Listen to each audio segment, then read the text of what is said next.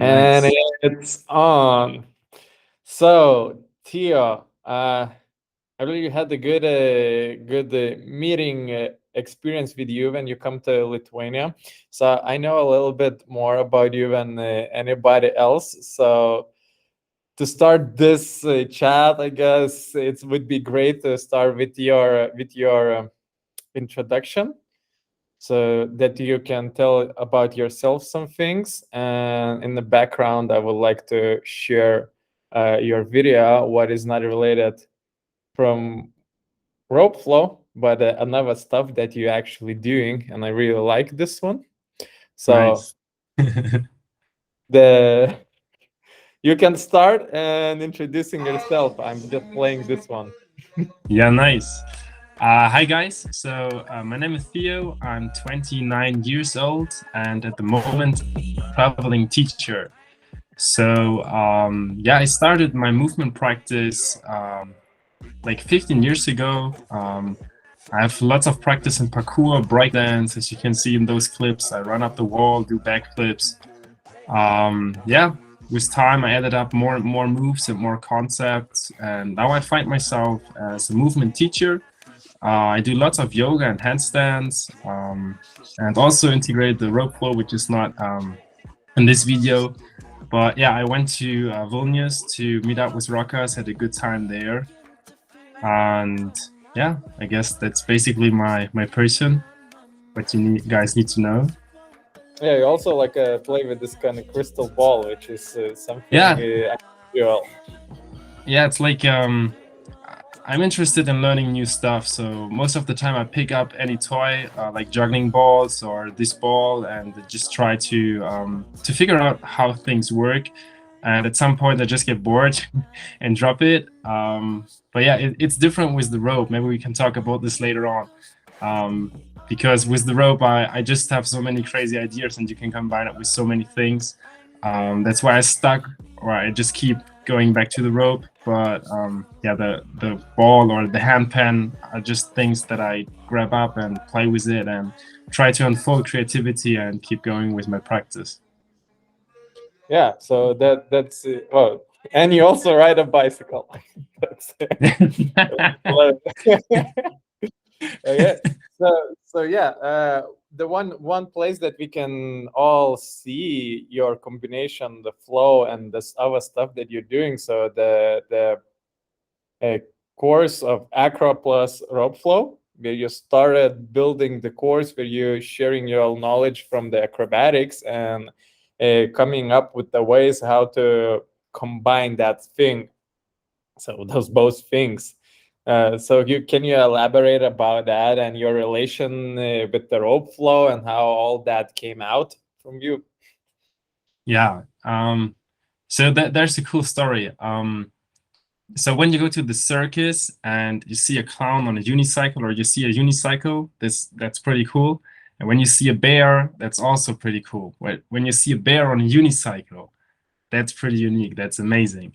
And this is like kind of my lifestyle, or what my mindset is about. I just try to combine things which are not like seen to be fit at the first moment, and you need to think about a corner to understand that those things actually work hand in hand together. And as my background is pretty acrobatic with all the physical aspects that I practiced in the last decade, once I grabbed the rope and I figured out, okay, there are those patterns. There's the dragon roll, there's the figure eight, there's the matador. My mind just switched to, okay, how can I integrate this into my own practice, into my own unique style of movement? And so I just figured out some ways how to combine easy acrobatic moves, which are safe, where I can't hurt myself, with some easy flow rope exercises and create something completely new. And with time, I just evolved, yeah, more crazy skills. For example, when I went to Vilnius to hang out with you, Rokas, we practiced the backflip with the rope, which was really pretty crazy, but good times. All right. So that's the hi Michael. Hi. So yeah, so that this is I will kind of pin you on the screen so that we both here. If more people join us.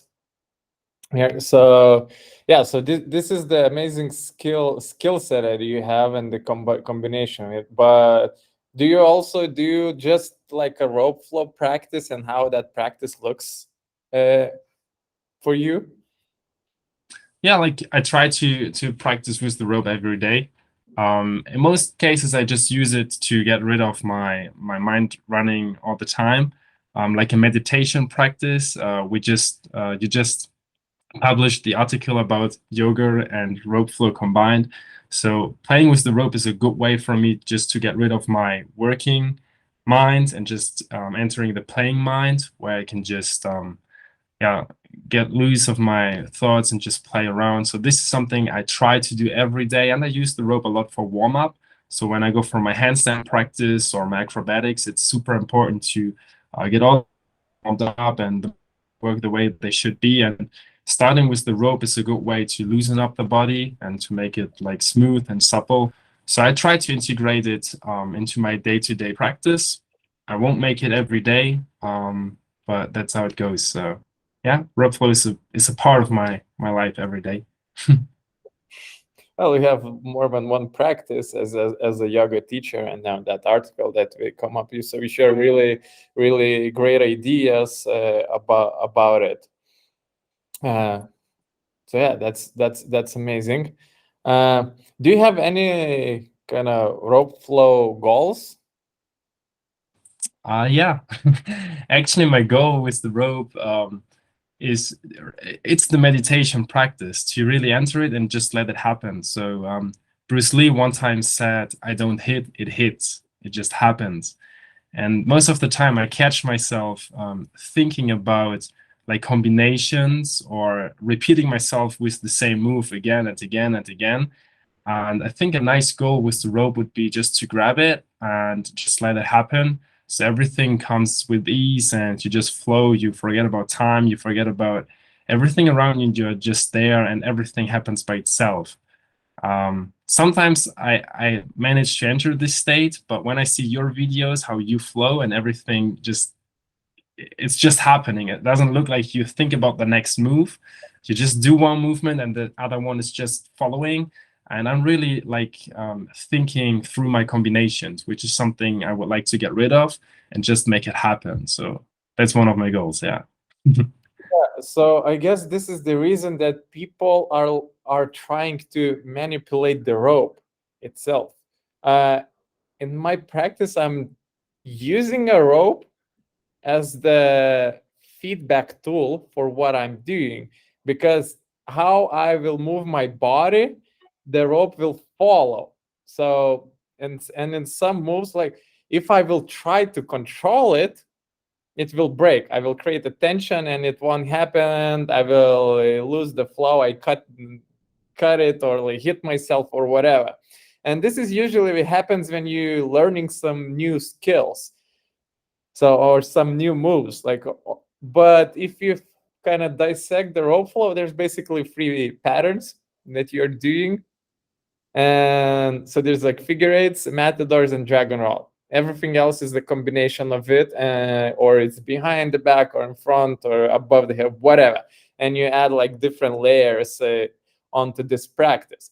If you spend a lot of time by doing this, you found more ways how you can enter and exit from that one, and it becomes like really easy to kind of navigate between of them, and you usually letting the things go. So I found a lot of new moves and patterns, like new moves, but we're still the same. There's a different exit and enter points from one pattern to another pattern, basically. Yeah. And if you're doing like, if you're open for it to kind of I have no idea how to say that, like to unleash itself. So it just goes with the flow. So that, for example, like a few days ago, you sent me those clips that doing that one hand cartwheel with the flow. I probably managed to do it from the first time because it's really intuitive. So Yeah. you just go, it happens, and the rope keeps spinning. And after that, when I'm standing up after cartwheel, I just want to keep hitting more and like engage more in the speed. So there's only play with the speed at that moment, but the Yeah. rope finds the way on itself. It's always moving in the spirals. Either you Yeah. coordinate it a bit and keep it in one side for like a longer. So Hmm. that's like a matador, for example. And in one hand pattern, you kind of have like that wrap around the arm. And the third pattern is the dragon roll, basically. So this is the kind of side pattern.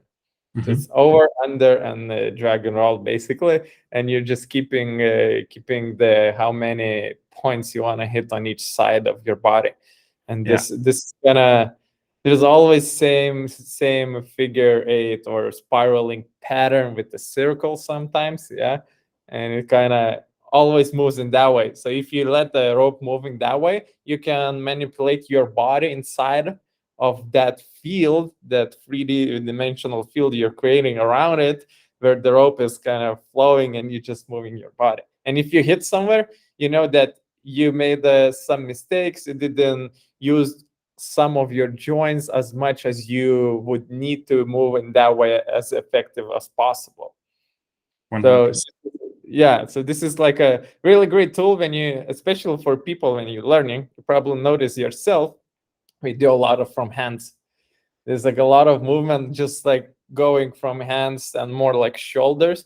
Elbows are usually tucked close to the body, so we Yeah. don't let it kind of open it. So the more joints you kind of, yeah, the more joints you kind of connect into Yeah. that simple figure eight, the easier it becomes. Mm. Not about burning as much fuel to reach the destination. It's more about how burning as less as least as possible. But Being yeah, if you want to burn the fuel, people want to lose the weight and burn calories and all of that. Yeah, probably the best thing is just to increase intensity and do it fast and like do the interval training so that you kind of boost your metabolism and watch what you're eating in the kitchen. But the main idea of training rope flow, it's kind of getting the movement as effective as possible. yeah. As well for you, the acrobatics and rope flow combination, it's something that challenges you and Yeah. adds Work. yeah, adds an extra layer of complexity, so you kind of can stay in that flow. Amazing. You said two interesting things that I would like to catch up. One was you said if you change the way you enter a move and the way you exit the move, you create something completely new. And I think this is what people need to understand, how to create their own style. So if you look at you as a rope flow mover or someone else, you will see a difference in the moves at all because everyone has its own style. And to figure out this style, I think it's just listen to your body and see what feels good to you, how you enter a move and how you exit a move, and you will create your own signature of rope flow. And the second thing was where you said when you get out of this one-handed cartwheel thing that I just created for the acro rope flow course, you said afterwards you just want to speed up and give more energy in it. And this is like one thing that I really like about rope flow, that there are no rules, but at the same time there are rules. So you have those physics rules with cardinal laws. You can't cheat because the rope will tell you, it's a good teacher, will just hit you and tell you which mistake you did. But at the same time, the possibilities are endless. Like you can speed up, you can slow down, you can change angles, you can go down, you can go low. So if you just look at a one-handed cartwheel with like overhand figure eight, you can exit in like 1,000 of different ways, and you can just create so many varieties of moves, and there are no rules accept the physical rules. So this is really something that triggers me, where I want to dig deeper and understand how like nature and rope flow functions as one. It's a cool thing to just study. Yeah, exactly. Like even in the martial laws, so like the cardinal laws in the rope flow and the martial arts, that like how it's kind of working. If you see like all artists, like how we moving and like striking, usually there's like certain angles how much we move, but there's no like really hard cuts like you break something. Yeah, so there's like no complete change of it. So there's usually some sort of curvature happening in the Yeah, movement that yeah, we move really fluidly and enters that one. Usually it's like it cuts us in half most of the time. Like if you want to like break cardinal law and turn 90 degrees, probably will happen like from that you can at some point do the 45 degrees, or if you going like a 1-2, it goes 25 and then like those 25 and a half, you're kind of cutting in those ways, but it's just being like a strictly mathematically, it's not happening like that. There's like different angles and stuff. You can break those laws, but we are not working in the way that you can actually kind of break it. Like it flows, stops, and goes the opposite way. It might be possible, I don't know, technically, to catch the rope, say, twist it, and end up in the other side. I don't know if it's like how that energy should, like when it's go up, how you twist it to make it backwards. Technically, I think it might be possible to break the law like that, but it's still, when I you did kind of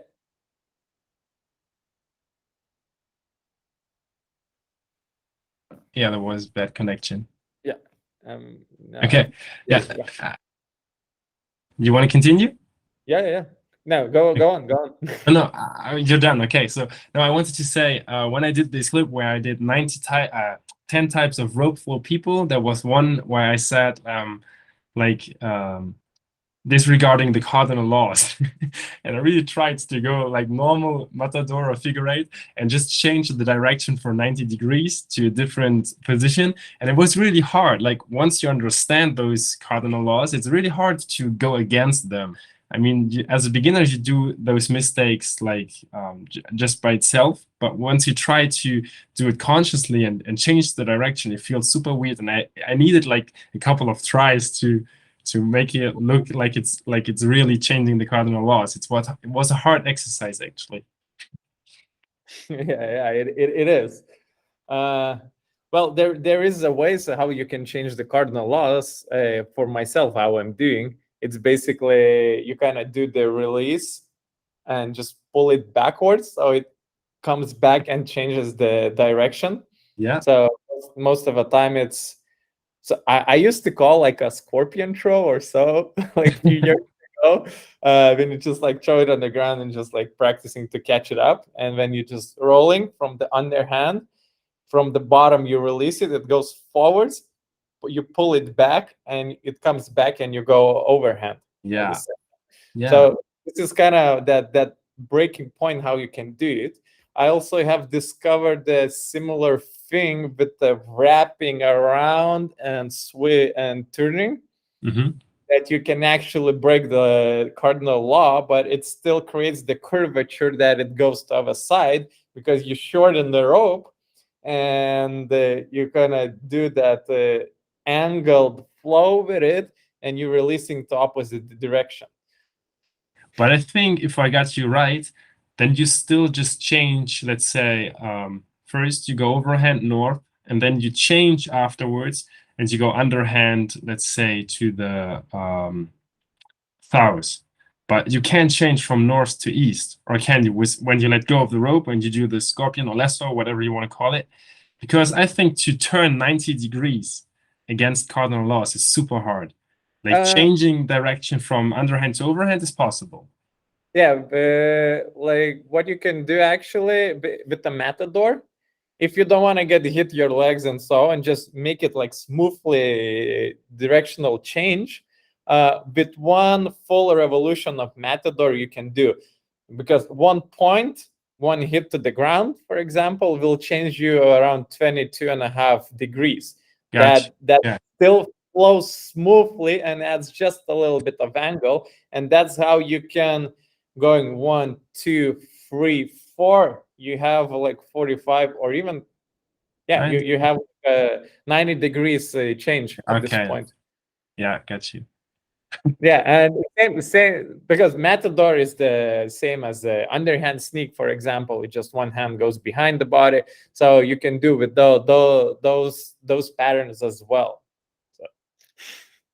Yeah, like when I see your clips on Instagram, it always looks like you're dancing, and when I have a look at your feet, you're never in the in the straight line of going forward and backwards. You're always like going in angles, and you jump and twist and circle around. And I think those little degrees that you change, as you said, you don't hit yourself. You're still in the right frame. You can still work with it, but you can navigate in a circle, and you change directions, and you tilt your upper body, and this makes the flow like look like a dance, and it opens up lots of fields. Yeah. Yeah, so even though like you completely go with the cardinal laws, never break them or even change them, just by moving from one pattern to another pattern, you can move to all directions you wanna in between of it. You don't need to be in a straight line. You can go back and forth because it works. You and it totally doesn't matter. And I'm using this one. I remember when I found it, it was it's like probably like 3 years ago actually. I was flowing in my in front of in the street in front of my house, and it was like a narrow street, and I felt like, okay, I want to use the whole street from one side to another side, and just keep flowing. And I started imagining like I'm playing like a basketball or whatever. I'm just like those like real athletic movements and going back and forth to all directions. And yeah, there's like was a lot of fuck ups in the beginning, but by doing that, like I started getting like it doesn't matter where I move, if I keep the flow going in those figure eights and like always be open on that, I can move my body as much as I want inside of it. And that's when you get you can actually really load up some move at some point that like the rope helps actually goes like pulls you down, and then you just explode and jump backwards, spin it, and like you can actually play with that timing in between of the rope, how it moves around you. Nice. Yeah, what you just said is you wanted to use the full width of the street, and you were playing basketball, or you imagined like you were playing basketball. I think those are good external rules that we set for ourselves to get more creative with our practice. Because if you just do all the same every day, you won't really get creative and evolve. But once you say like, I imagine I do this and that, or I'm not allowed to do this with my right foot or whatever, then you force yourself to get more creative, and new things will pop up. Exactly. Like if you want to start creating, you need to put yourself in some sort of box.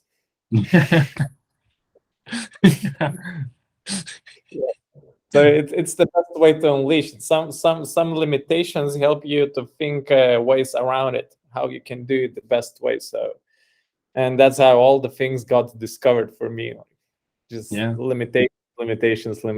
It doesn't matter. It's a rope or just moving with the body and so on. So even the exercise, the simple exercise, are some sort of kind of limitations. Like just picking up the simple squat.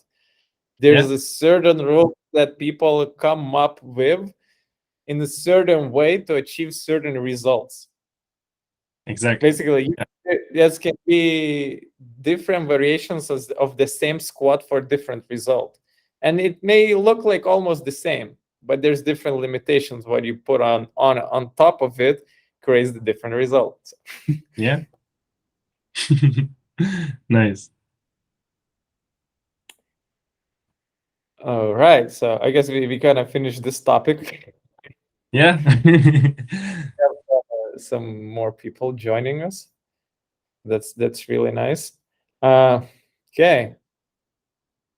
So like one more question about you, and just about like overall, what keeps you at night, like with the more it's the idea behind that questions, like what keep you at night for what you're doing, so as a moving, rope flowing, yoga, acro, or whatever. So yeah, a really good question.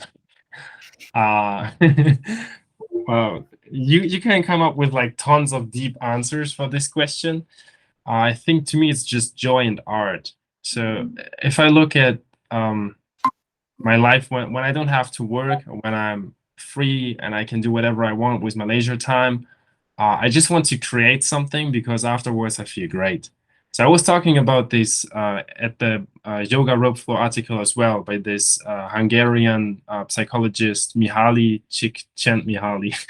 For 100%, I haven't pronounced this right, but he's a nice guy, and he wrote in his book that you can enter a flow state when you use up a lot of kinetic energy, like when you invest like mental power into an exercise, you will feel better afterwards than when you don't do it. So for example, if I look like a comedy series, my thoughts are in structure, it's all good, I get entertained, but afterwards I won't feel as good as if I would play a round of chess and really make my mind up and invest energy and work on it.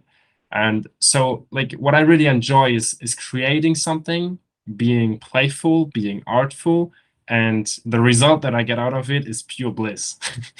So for example, when I work on the acro and rope flow course and I just sit there like an hour,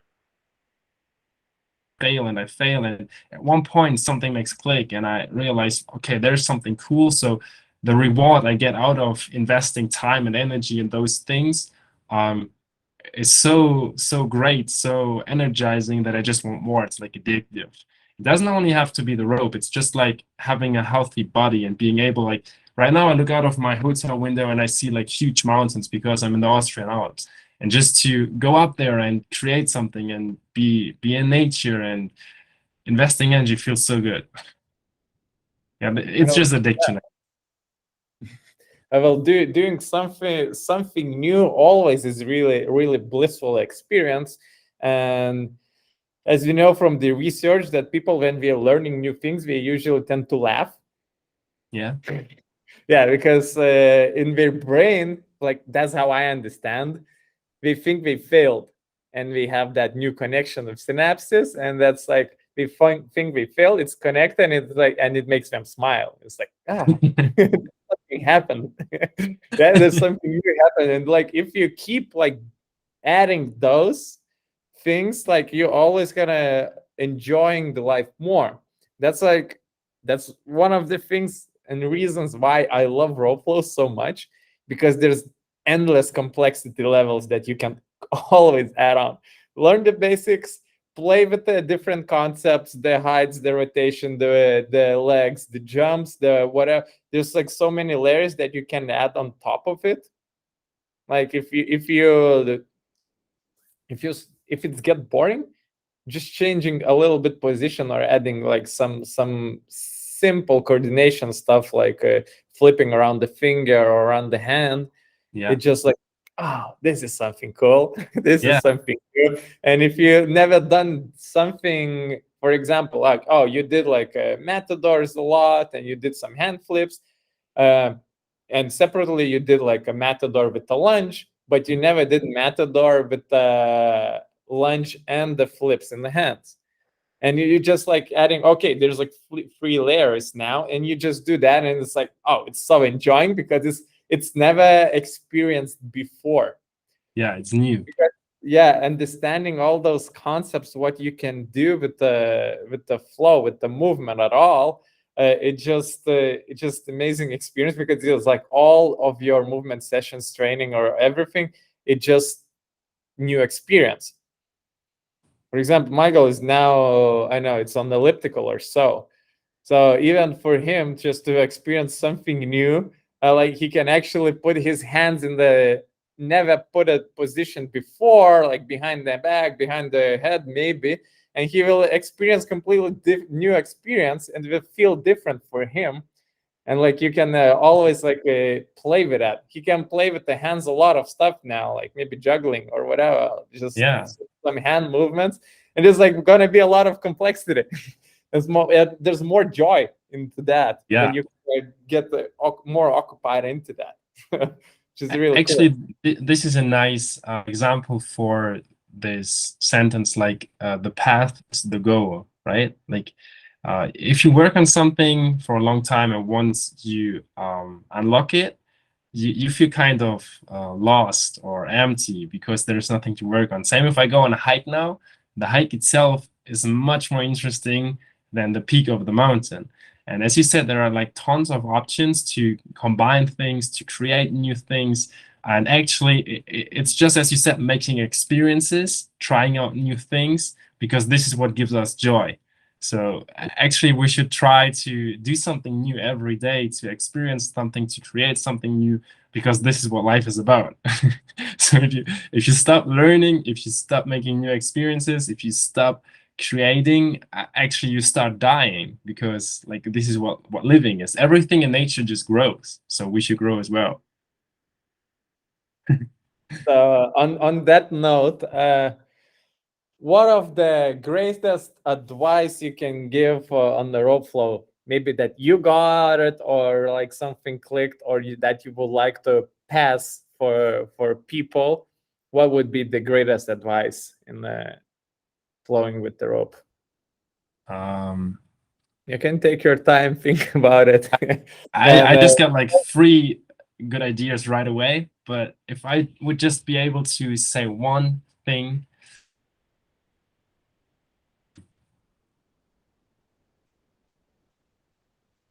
I think it's understand that there are no limitations. Because when I started with the rope, I was thinking about, okay, I unlocked overhand, underhand, and I got drag and roll. So what's next? I mastered rope flow because I was thinking in limitations. And what really helps is to let go of what's possible, what's not possible, and just doing it. So even out of a mistake, something new can happen. Always have this playful approach and just try something out. Don't think in rules and chapters and boxes. Just do what feels good, and you will create something that will give you bliss and joy. And of course, first get the basics done. So have good cardinal laws, understand what you're doing, and then from there on you can play and just evolve and do stuff.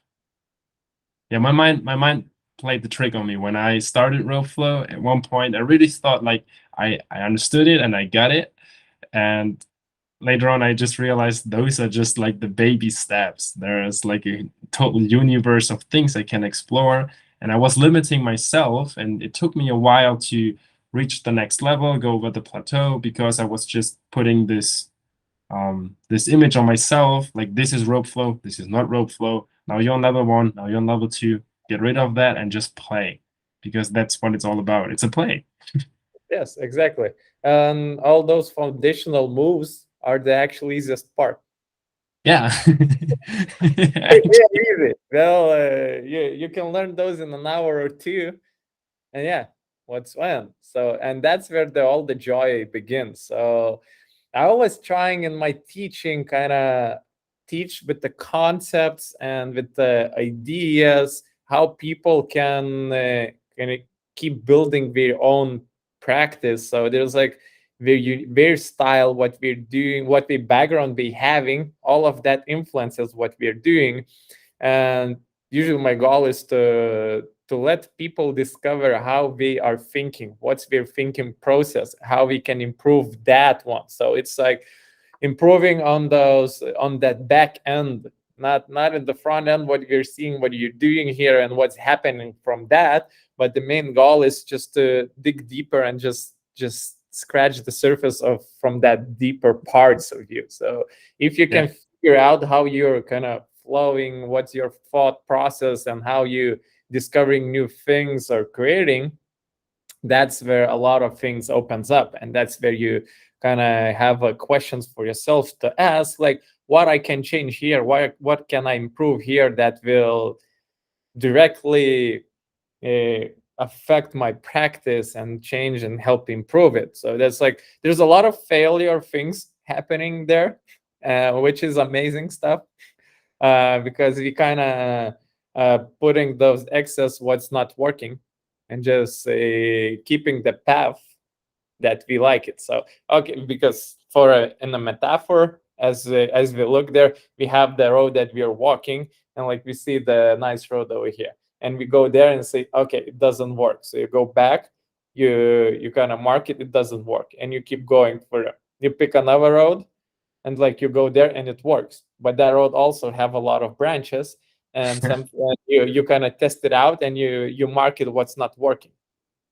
That's good. And you can like kind of reach the final destination in different paths Yeah, by just marking different things, and you found what's working for you. But it's a you still trial kind and of error. mess things, yeah, and ending up in kind of same position. Yeah, nice. uh, all right. Do you have something to add on, or if somebody has some questions, would be cool to hear.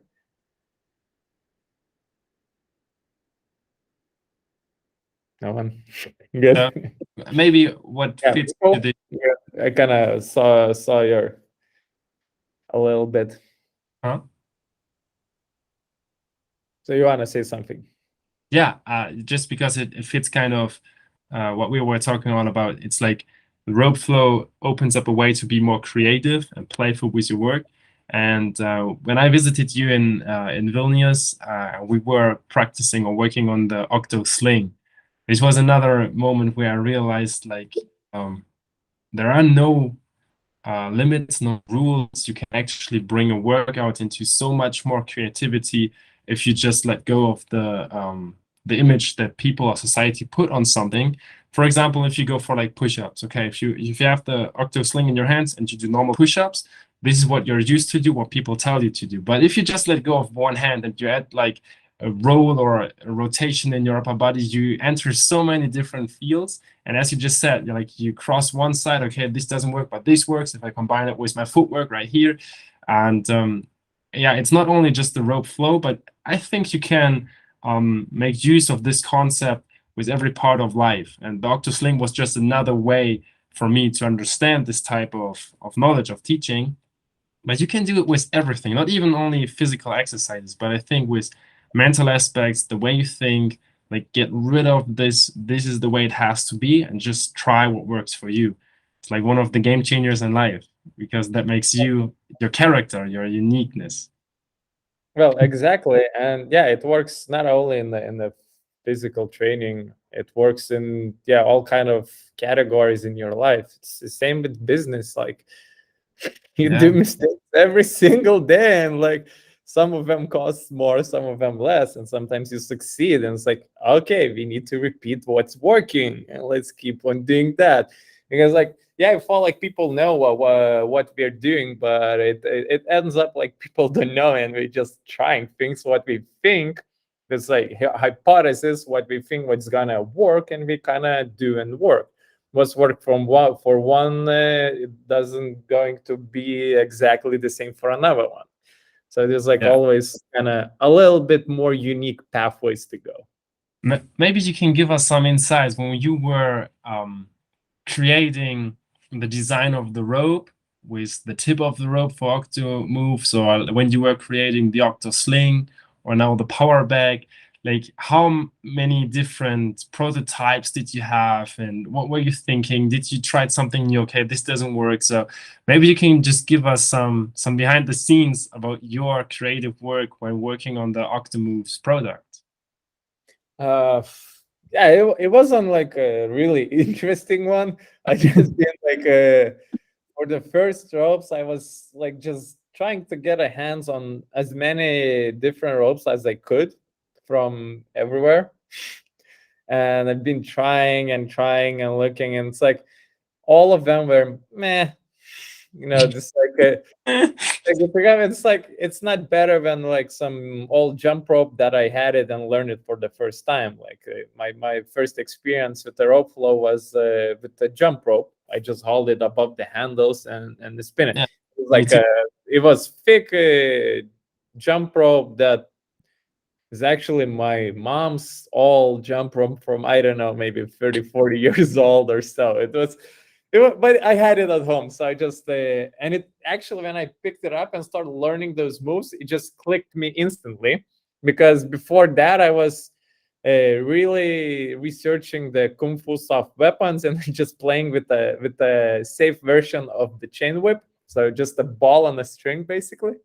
Mhm. And like there's a lot of rotational moves that you're doing with the one hand. So that's where my one hand style is come from. So it's basically a kung fu chain whip, if somebody wants to kind of dig deeper into that. So there's like kung fu moves that's really cool, and you can see how we are combining different stuff. So there's, I guess, plenty of inspiration for the acro and rope flow as well. So yeah, that came. And yeah, so I was looking for that rope because there was nothing that I could get in Europe like that. And I started looking, and there's like trying climbing ropes, trying different like ropes from a depot and from different depots, whatever difference I could find it rolling. And it's like most of them were shit. Usually I just end up like kind of wrapping free of them and just having a little bit of weight. Until I kind of surfed and met Tautvydas, my partner, and he's been working with the ropes for like 7 years at that moment or so. So I told him what I want from the ropes, that I want to like really bend and heavy, which is opposite from what you getting in the climbing ropes. Usually we Yeah. want to make them light. So I wanted like really kind of soft, smooth, so that it can stretch us or so, and it bends. So with all those characteristics, this is like more stuff a lot that we talked about what I actually would like to have from the rope. He ordered from manufacturers like different samples as well. Again, we sent it and we picked a few, and like, okay, now let's make a rope. And we as you saw, the machine that we're using to stretch them, we used to do Yeah. with the hand, using like a hand motion. It's just like wrapping up and stretching the rope. And that one added actually like different feel on the rope. That simple thing what we kind of pre-stretch the rope. So we use like a lot of force to do that. It's kind of say like you can do probably the same by just trying to tow a car or so. So you kind of stretch it, and yeah, and it kind of feels like it preps it for a flow. So all Octomoves ropes are like pre-stretched. Now, and when we started like putting like hydraulics, we figure out what kind of weight would be the perfect for that, like for me to flow. And we ended up with having now 3 types of the ropes. So the light one, the Funky Zen, is really soft and like really nicely cuts the air. Yeah. So it has Technical. no style. Yeah, it's kind of I love it. It usually makes me move more with the footwork, or Hmm. it puts me in the Zen. Like, but it's usually like all the rows for me has like the character. Hmm. Yeah. Like Flowzilla was like a stiff one, like a rigid one. That was like a further after we kind of had the first ones. First one was actually Black Swan, and the of a version of those. So yeah, Flowzilla is kind of stiff and rigid, and I actually like it to clean up the issues that I'm having with the flow if I'm not using my joints fully, because it's more rigid, and to make it look smooth, you kind of need to go a little bit deeper, more twist in some joints or so, Yeah. and it's kind of, I like it to clean up the mistakes that you're doing in the flow. And yeah, and then my favorite is Phoenix, the burning color and the really kind of nice rope. It's thick enough to have that you can feel the drag in the air, especially if you start going faster. It has that a little bit stretch, so when you're flowing, it actually feels. It has the same weight as Flowzilla, completely. Now we kind of make it similar, Okay. but when you're flowing, it feels heavier Yeah. because it has that like it's kind of physics, the lever thing, like because it stretches more, it's not that rigid. All the force goes towards the end of Along the the rope, lever. and the lever becomes the heavier. So even so, it's not a big one. It's like more than a meter, but for a lever, like even like few grams in the It's a further lot. point, it makes a lot of difference. Yeah. And currently, I'm working on the fourth one. Uh, you actually had a chance to try it if you so yeah, the thicker one, but it's still gonna be the same weight. so it's really comfortable to take it for traveling with you. So it's still gonna be 500 grams, but the flow with it will feel like if you have like a regular rope that is like around 750 grams or so. Nice. Because yeah, so we are taking out the bulky handles and making really comfortable to hold, and all the weight is distributed just on the lever. Nice. So there's basically the thin one, which is Funky Zen.